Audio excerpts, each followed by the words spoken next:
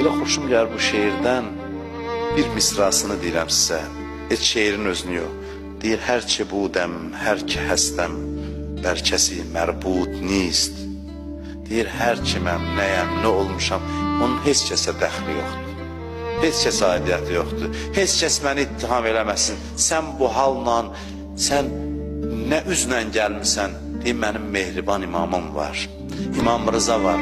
Mehriban İmam Rızanı götürüb gəlmişəm. Mehriban İmam Hüseyni götürüb gəlmişəm.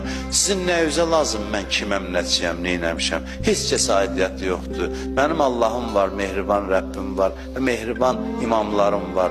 Onların adı çəkilsə, Allah hamını bağışlayar.